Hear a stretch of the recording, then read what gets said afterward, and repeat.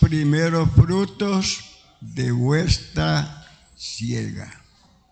Dios eterno, estamos aquí en tu presencia maravillosa para predicar tu santa y gloriosa palabra. Usa este canal con tu poder maravilloso, el poder de tu Santo Espíritu.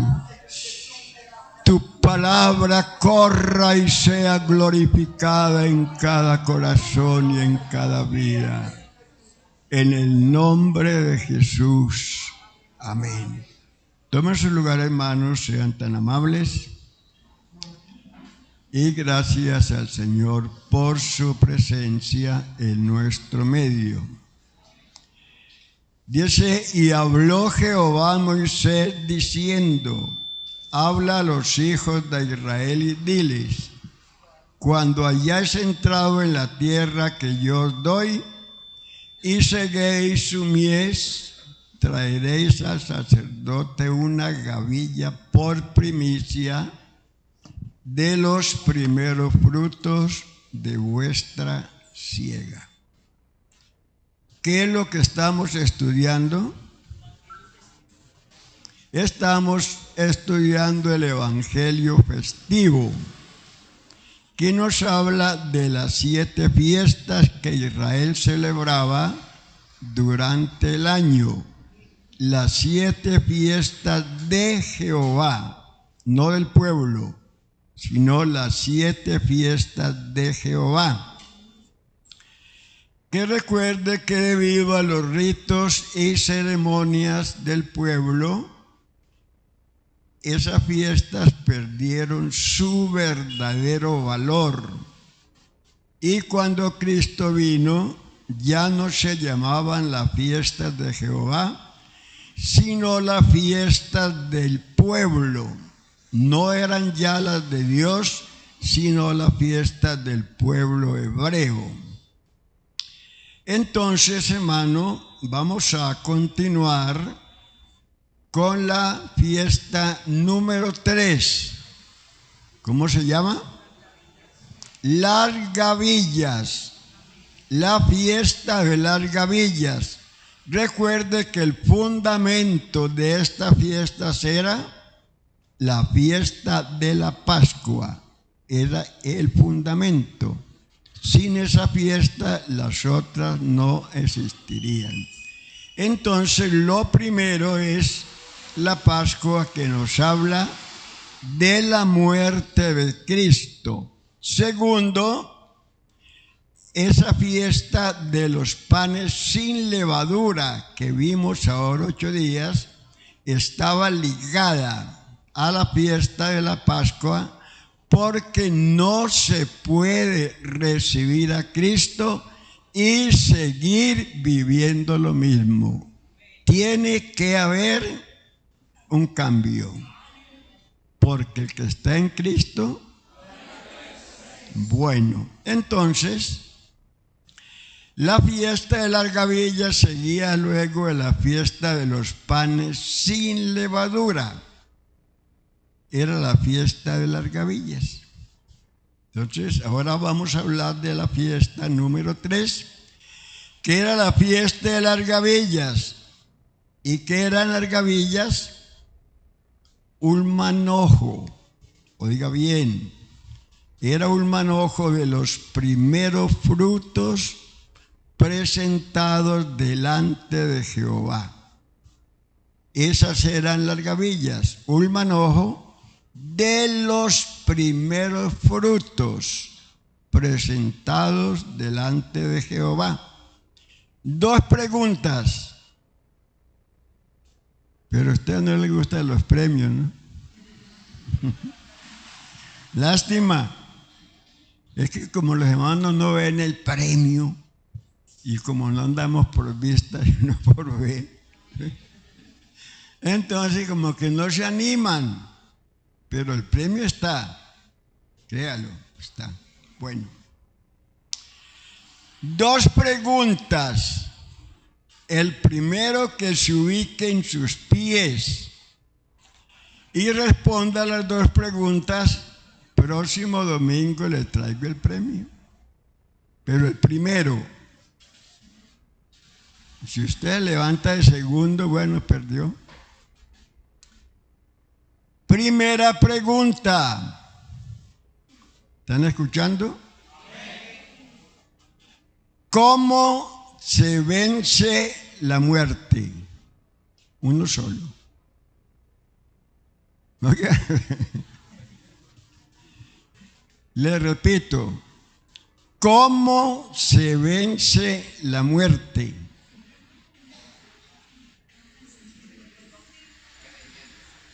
Creyendo. Bueno, gracias a Dios porque participó, ¿sí o no?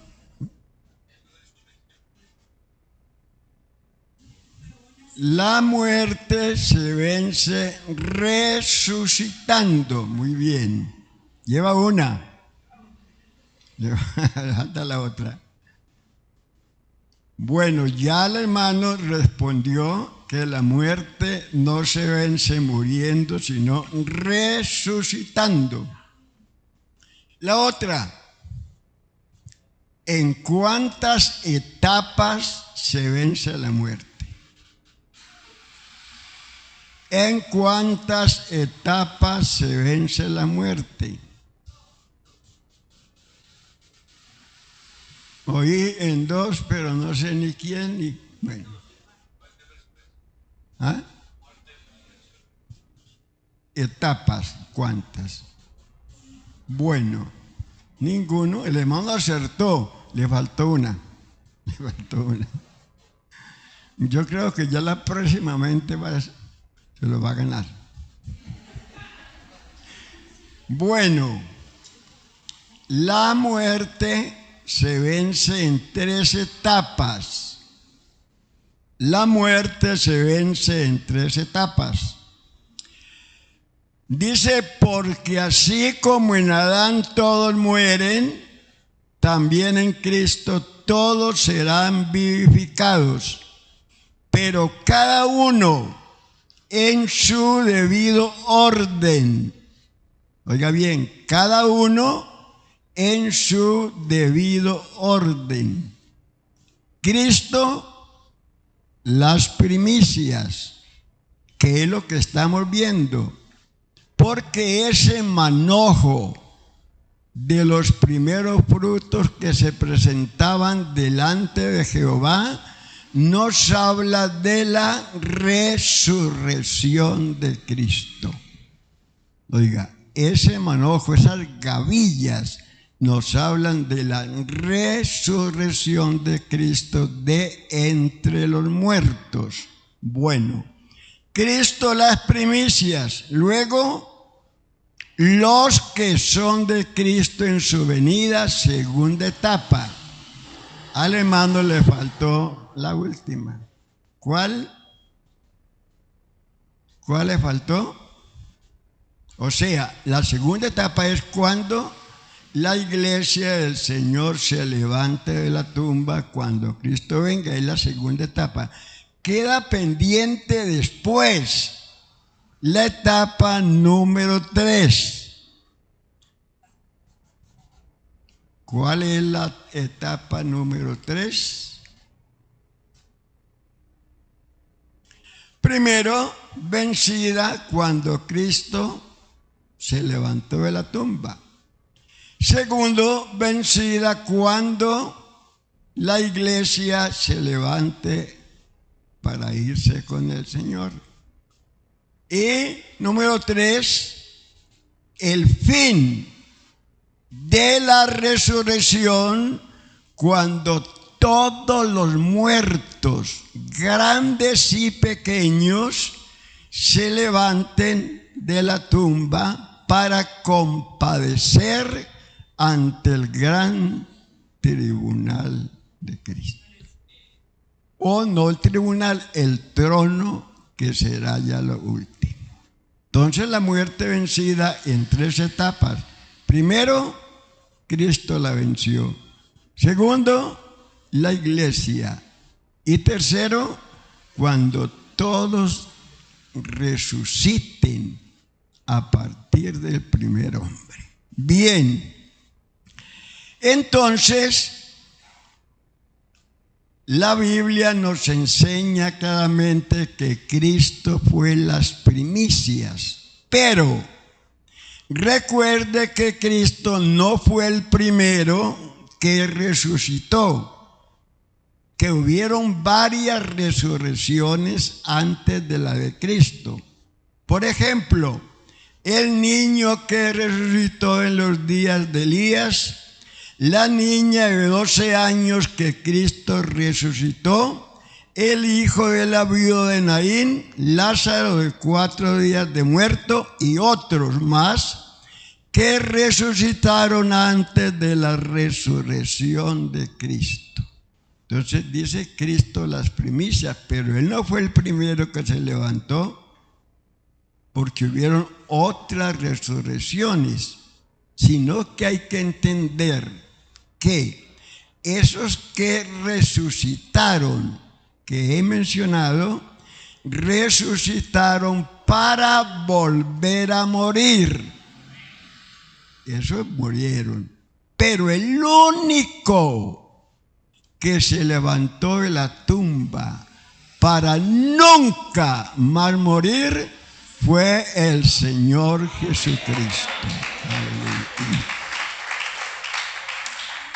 Ese ha sido el único hasta ahora.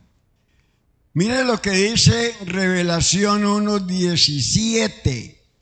Juan está hablando aquí y nos dice: cuando le vi, caí como muerto a sus pies, y Él puso su diestra sobre mí diciéndome: no temas, yo soy el primero y el último, el que vivo. Estuve muerto, mas he aquí que vivo por los siglos. Amén. Y tengo las llaves del infierno y de la muerte. Entonces, Cristo ha sido el único que se levantó de entre los muertos. No olvide, de entre los muertos, porque los otros muertos se quedaron allí cuando Cristo resucitó. En segundo lugar, las gavillas serán ofrecidas para ser aceptos delante de Jehová.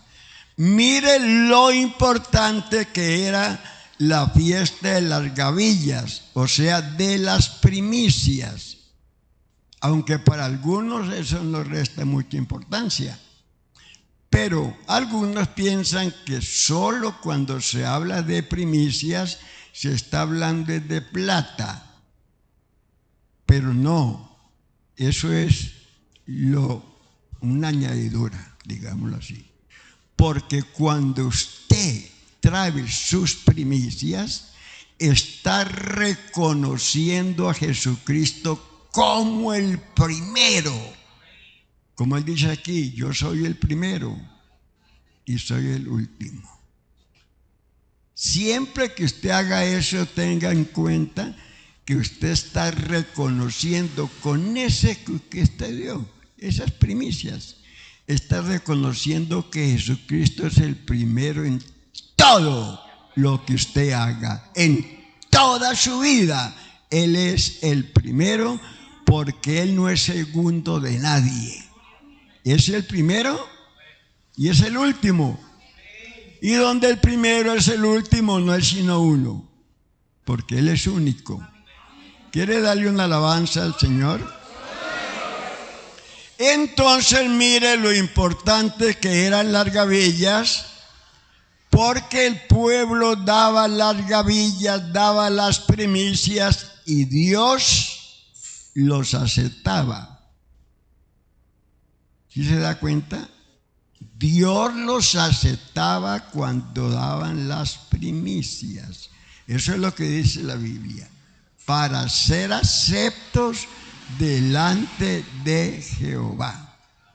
Nosotros en esta mañana estamos aquí ofreciendo al Señor Jesús esta dominical, no para que Él nos acepte, sino porque Él ya nos aceptó en Cristo.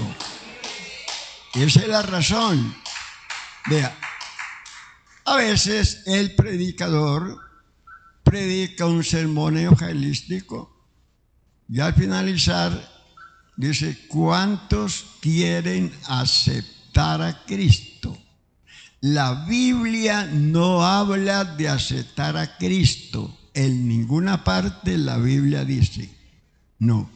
La Biblia habla de recibir su palabra. Eso es lo que la Biblia dice. El que recibe mi palabra me recibe a mí. Porque no se trata de que yo acepte a Cristo. Eso no es importante, que yo lo acepte a Él. Lo importante es que Cristo me acepte a mí. Eso es lo que tiene valor, y no que yo lo acepte a Él. ¿Qué es lo que Él dice? No me elegisteis vosotros a mí, sino que yo os elegí a vosotros. Eso es lo que tiene importancia. Nosotros no lo elegimos. Él nos eligió a nosotros. Por eso mire lo que dice Efesios 1:3. Bendito sea Dios, Padre de nuestro Señor Jesucristo, que nos ha dado toda clase de bendiciones espirituales en los cielos a través de Cristo. También en Cristo Él nos escogió por amor antes de la creación del mundo, para que fuésemos su pueblo santo, es decir, libres de pecado. Ante Él, antes de la creación del mundo, Dios decidió adoptarnos como hijos suyos a través de Jesucristo. Ya Dios tenía esto planeado. Oiga, ya Dios a usted y a mí nos había escogido antes de la fundación del mundo, pero no nos escogió individualmente, nos escogió en Cristo. De eso se trata la predestinación. Dios nos predestinó en Cristo. El único predestinado ha sido Cristo. Y en Cristo Dios nos predestinó a nosotros. Ya le he dicho, Dios nos puso en Cristo antes de la fundación del mundo. Ya Dios nos puso en Cristo. Por eso no olvides, se lo repito, que todo, aunque usted no lo crea, todo lo que a Cristo le pasó, nos pasó a nosotros. Hermano, entienda eso. Todo lo que a Él le pasó, nos pasó a nosotros. Le pasó a usted y me pasó a mí todo. Y le he puesto el ejemplo de la Biblia, donde usted echa un cheque, envió la Biblia a otro país. El avión donde iba la Biblia con el cheque se quemó. La Biblia se quemó. ¿Usted preguntaría qué le pasó al cheque? ¿Preguntaría eso? No, se quemó. ¿Por qué? Porque estaba dentro de la Biblia. Y la Biblia se quemó, el cheque también se quemó. Cuando Cristo murió en la cruz del Calvario, nosotros morimos con Él.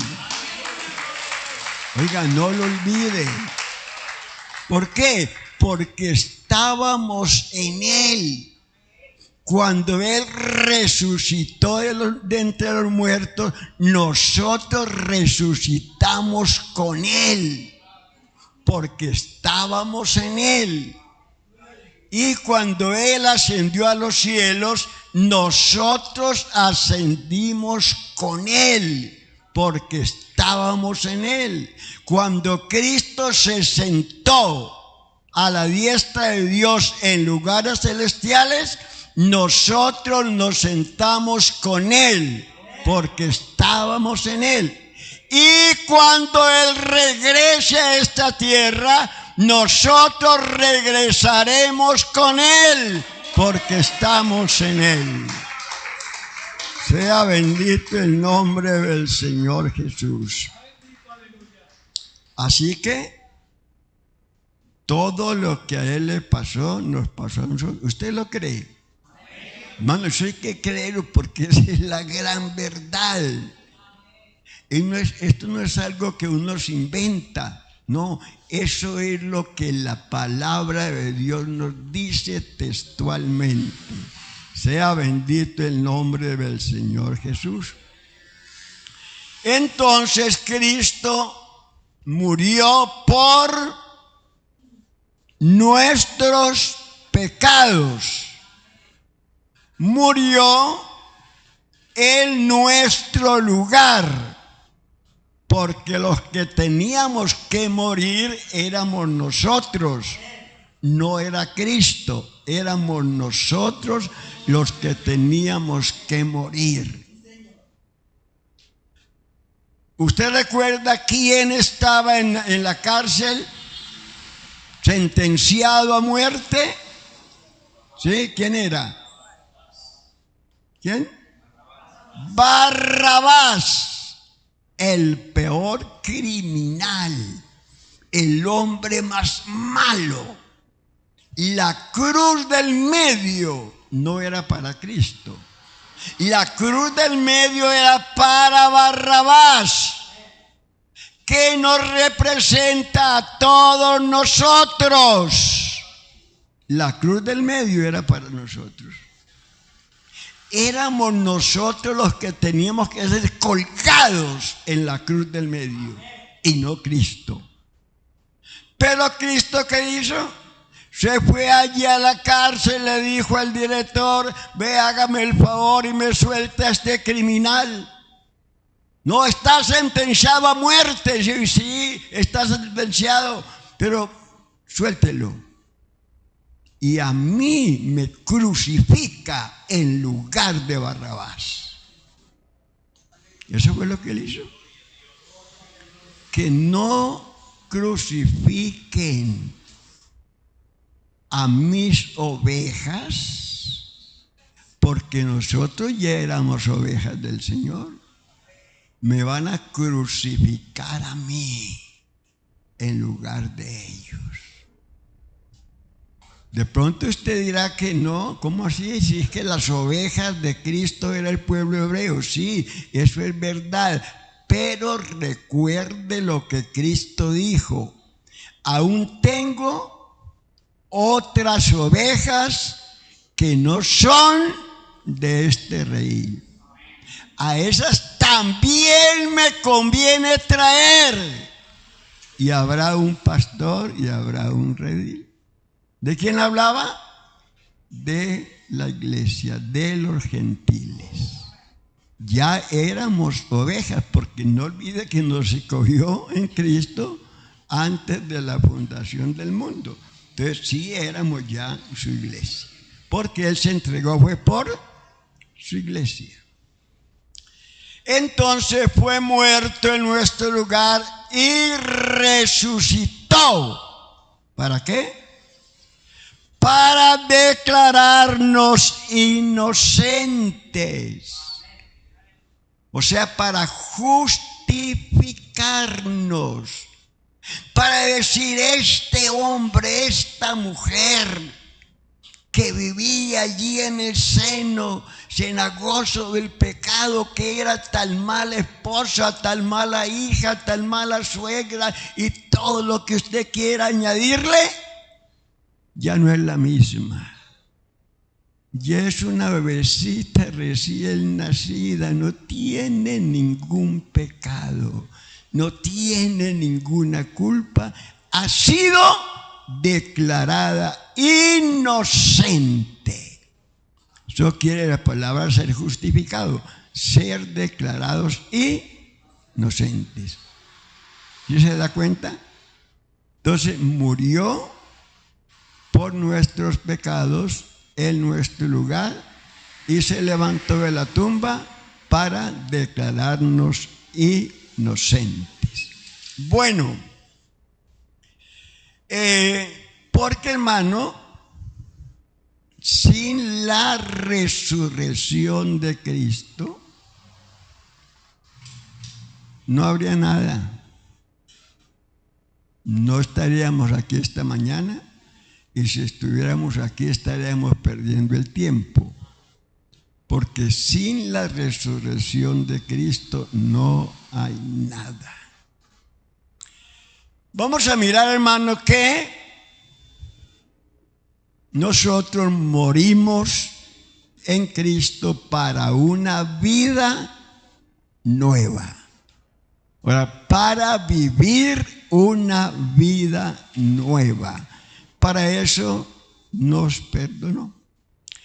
Esta gran verdad esta gran verdad la hallamos ilustrada de una forma muy clara en la purificación del leproso. Yo no sé cuántos habrán leído la historia de la purificación del leproso. O sea, cuando el leproso era declarado limpio, entonces se hacía una ceremonia cuando lo declaraban limpio. Le leo. Levíticos 14, verso 4. El sacerdote mandará, luego que se tomen para el que se purifica, 2 avecillas vivas, limpias, y mandará madera de cedro, grana e hisopo. Y mandará el sacerdote matar una avecilla en un vaso de barro sobre aguas corrientes. Vaso de barro sobre aguas corrientes. Después tomará la avecilla viva, el cedro, la grana y el hisopo, y los mojará con la avecilla viva en la sangre de la avecilla muerta sobre las aguas corrientes. La avecilla se mataba en un vaso lleno de aguas corrientes, o sea, de aguas vivas. Y rociará 7 veces sobre el que se purifica de la lepra, y le declarará limpio, y soltará la avecilla viva en el campo. Note, 2 avecillas se tomaban para la purificación del leproso. 2 avecillas. Una se mataba y la otra se dejaba viva. Pero la avecilla viva se rociaba todo su cuerpo con esa aguasangre de la avecilla muerta. Luego entonces, cuando ya esto sucedía, el sacerdote soltaba la avecilla viva. Se iba a sus lugares de origen llevando una gran noticia, que aquí en la tierra había muerto una avecilla. Esa era la noticia, porque ella se iba bañada en sangre, llevaba señales de muerte. Bueno, y hallamos aquí, se soltaba la avecilla viva, eran 2. La avecilla que se mataba nos habla de la muerte de Cristo en la cruz del Calvario. La avecilla viva nos habla de su resurrección. Entonces, una avecilla representaba la muerte y la otra representaba la resurrección. Tenemos 6 cosas que se tomaban para la purificación del leproso. Es una gran enseñanza. Primero, las 2 avecillas vivas que nos hablan de la muerte y resurrección de Cristo. Segundo, tenemos un vaso de barro que nos habla de la humanidad de Cristo. Tercero, tenemos aguas corrientes, o sea, manantial que nos habla del Espíritu Santo. El vaso de barro habla de la humanidad de Cristo. El agua corriente, que era agua viva que estaba dentro del vaso, nos hablan de el Espíritu Santo. Cuarto, tenemos el cedro, el que nos habla de la restauración del leproso a su salud y fuerza, porque es la clase de madera que mejor resiste la putrefacción. No se pudre esa madera. Quinto, tenemos la grana, que significa que el leproso había recuperado su color sano, porque la piel del leproso se había vuelto blanca y el líquido de la grana es rojo, para recuperar esa tremenda anemia. Sexto, tenemos el hisopo, que cuando lo exprime suelta un líquido muy agradable que sirve para hacer perfumes, y el cuerpo del mal aliento del leproso queda oliendo a bueno. ¿Sí se da cuenta? Luego se mataba una avecilla en el vaso de aguas corrientes, y en esa agua sangre se metía la avecilla viva, el cedro, la grana, el hisopo, y se rociaba 7 veces sobre el leproso y se declaraba limpio y se soltaba la avecilla viva. Gracias a Dios que por este sacrificio el hombre ha sido declarado limpio de su lepra, ha sido restaurado, ha recobrado su color y está oliendo a bueno. Mire lo que Dios hace. Y no fue lo mismo que Cristo hizo con nosotros. Exactamente lo mismo, porque nosotros teníamos una enfermedad incurable que se llama lepra. Para eso no hay cura. Pero mire, siendo leprosos, separados completamente de la familia, porque al leproso lo echaban de la casa, no podía vivir con la esposa, con la suegra, con el suegro, con los hijos, con ningún familiar podía vivir, se tenía que ir para las montañas a buscar los suyos. ¿Cuáles eran los suyos? Los leprosos. Los leprosos andan juntos. Por eso hay un dicho muy cierto que dice: dime con quién andas. Ah, ya lo saben. Dime con quién andas y te diré quién es. ¿Sabe que hay una anécdota que encaja? Se dice que a la finca de un campesino un día llegó un pajarito negro. El campesino no sabía qué clase, qué raza era ese pajarito negro, si era fino o no lo era. Entonces le contó a un anciano de experiencia y le dijo, vea, pasó esto allí a mi casa, llegó un pajarito negro y yo quisiera saber qué pajarito es. Y uno sabía, no sé qué. Bueno, es es bonito. Yo quiero saber, vea, consígase una jaula y meta otro pajarito negro a la jaula. O no, meta el pajarito allí, bonito que lo visitó, métalo a la jaula, métalo allí.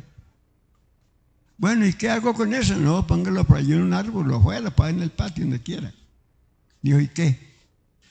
Y el pajarito que se amiste con ese que está en la jaula, de esa raza es el pajarito. Dijo, ¿verdad? Sí. Hizo lo que le dijo el anciano, consiguió la jaula, metió el pajarito que le había parecido.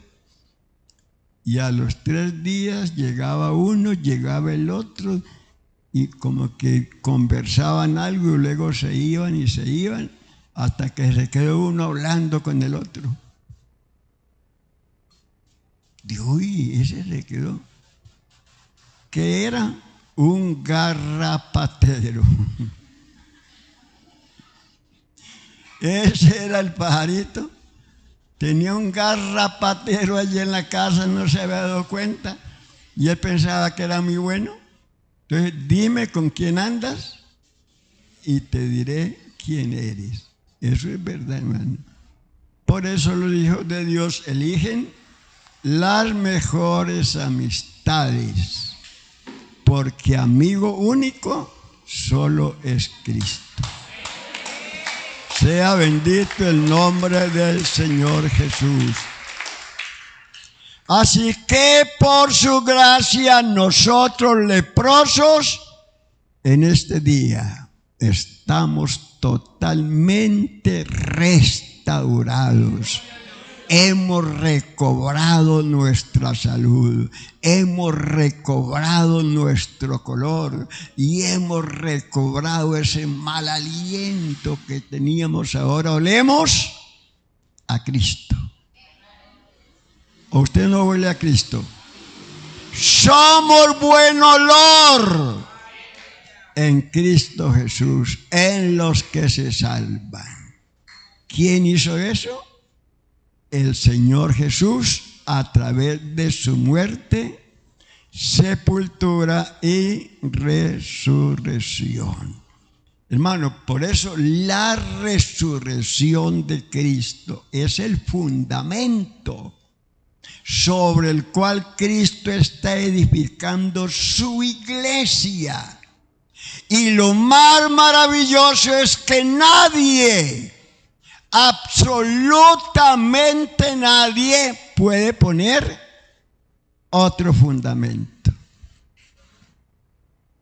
Un día un señor, escuchando un predicador, le gustó lo que decía y estaba hablando de la muerte de Cristo, de la iglesia, y el predicador era de esas personas que les gusta un poquito por allí, ¿no? Bueno, le dijo, oiga, ¿cómo hago yo para tener iglesia? ¡Qué negocio tan lindo! Yo quiero tener iglesia. Le dijo el pastor, eso es muy fácil. ¿Yo verdad? Yo sí. Muérase. Y al 3er día resucita. Cosa difícil, ¿sí o no? No pudo tener iglesia, porque el único que tiene iglesia fue el que murió y resucitó por ella. Aleluya. Por eso, miren, nadie puede poner otro fundamento.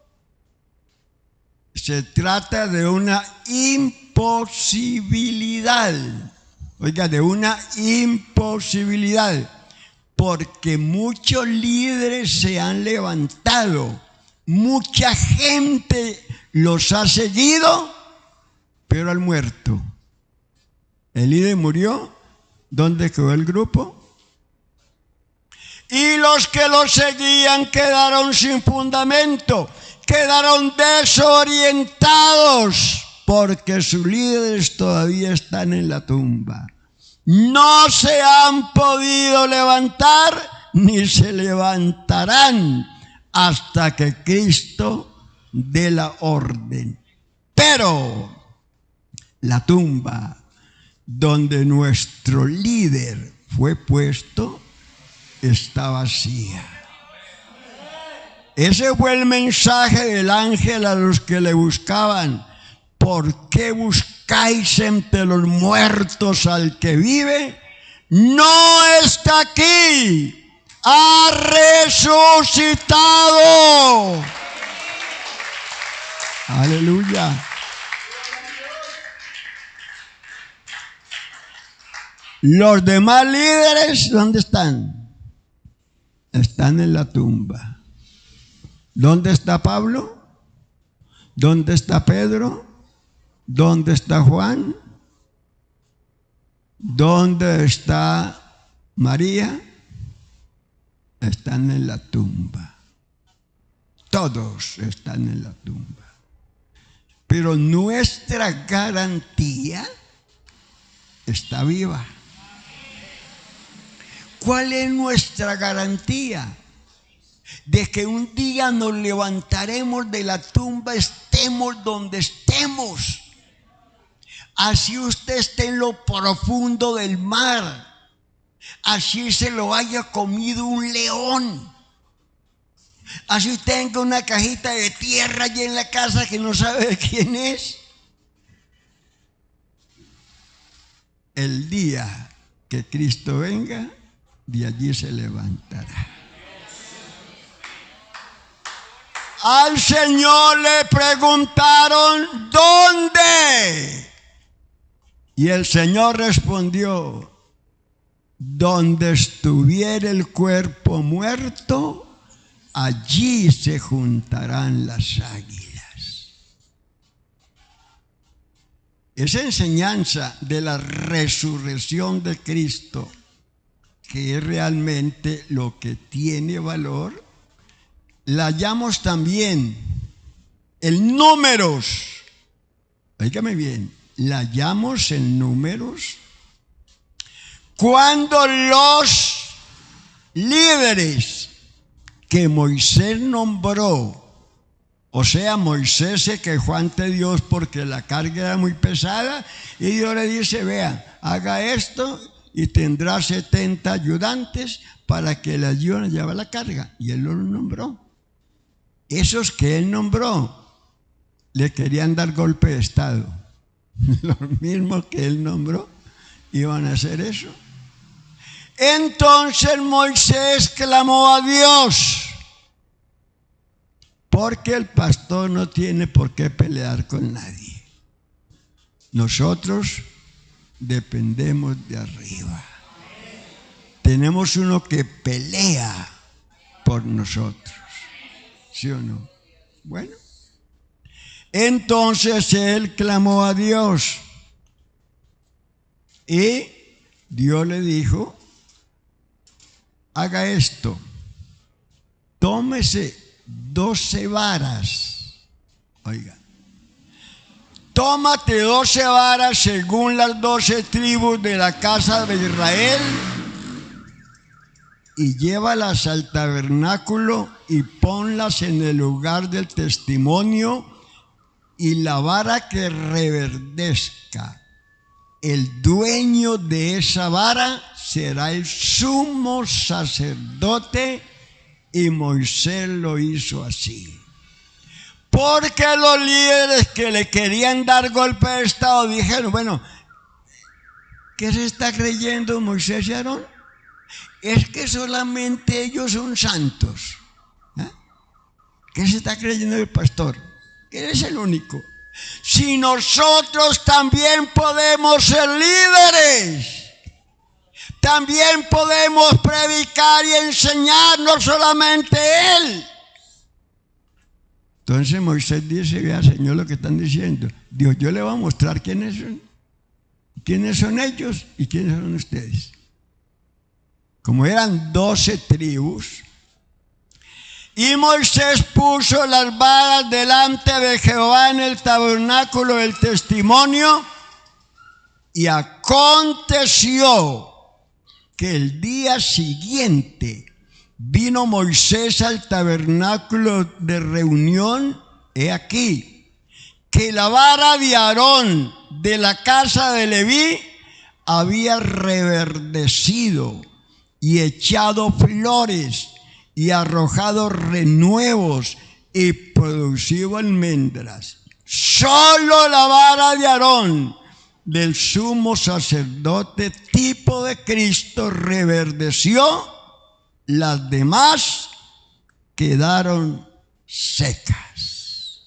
Solo Cristo se levantó de la tumba al tercer día.